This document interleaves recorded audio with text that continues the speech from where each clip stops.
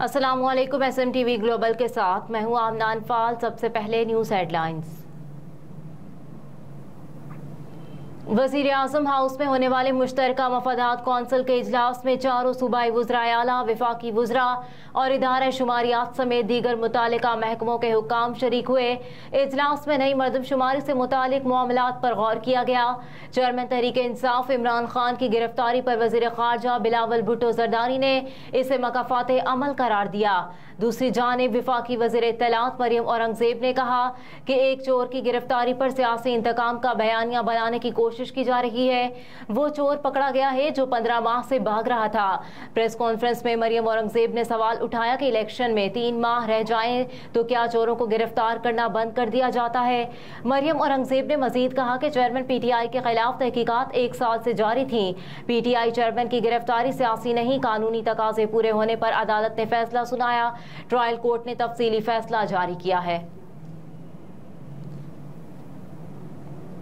World cup 2023 से पहले तमाम टीमों को बड़ा रिलीफ मिल गया। जराये के मुताबिक वर्ल्ड कप में शरीक टीमों को स्क्वाड में तब्दीली के लिए 1 हफ्ते की इजाफी सहूलत हासिल होगी। जराये का कहना है कि वर्ल्ड कप में शरीक टीमें 1 हफ्ते के सपोर्ट पीरियड से फ़ायदा उठा सकेंगी, जो मेगा इवेंट के आगाज से 1 हफ्ते पहले शुरू हो जाएगा। पोर्ट पीरियड के बाद और वर्ल्ड कप के दरमियान भी स्क्वाड में तब्दीली के लिए ICC टेक्निकल कमेटी की इजाज़त दरकार होगी। रूस और यूक्रेन की जंग के खात्मे के लिए जद्दा में समिट का आगाज। मीडिया रिपोर्ट्स के मुताबिक सऊदी अरब के शहर जद्दा में होने वाली इस समिट में 40 ममालिक के हुक्काम शिरकत करेंगे। ये समिट 1 हफ्ते जारी रहेगी, जिसमें रूस और यूक्रेन के दरमियान जारी जंग के खात्मे के उसूल वज़े किए जाएंगे, जबकि इस समिट में रूस को शामिल नहीं किया गया है। यूक्रेन के सदर व्लादिमीर ज़ेलेंस्की ने हफ्ते से शुरू होने वाले इस डायलॉग का खैर मकदम किया।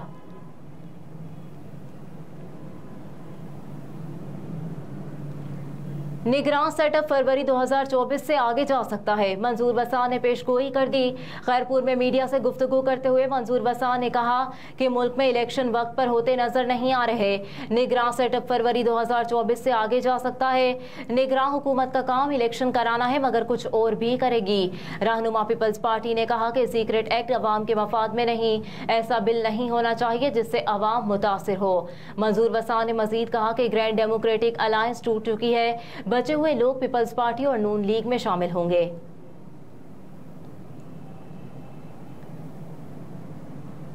और सरबराह अवामी मुस्लिम लीग और साबिक वफाकी वज़ीर दाखिला शेख रशीद ने ट्वीट किया है कि मुल्क में जंगल का कानून है। 10 अगस्त को इत्तेहादी तितर बितर हो जाएंगे। समाजी राब्ते की वेबसाइट ट्विटर पर अपने बयान में लिखा कि हुकूमत जो सिर्फ 4 दिन की मेहमान अदाकार रह गई है, जुल्म, बर्बरियत, चंगेजियत, दहशतगर्दी की ऐसी स्याह तारीख छोड़ कर जा रही है जो हमेशा स्याह अल्फाज में याद रखी जाएगी। कहा कि पुलिस हमारे घरों से गाड़ियाँ, घड़ियाँ, कैश और फ़ोन ले जाती है, औरतों और बच्चों को लापता कर देती है और अदालतें तमाशा देखती रह जाती हैं। अगर गलती से उनकी जमानत ले ली जाए तो जेल के दरवाजे पर ही दूसरे केस में गिरफ्तार कर लिया जाता है। हेडलाइंस आपने जानी। फिलवक्त इतना ही। आप देखते रहिए SMTV ग्लोबल।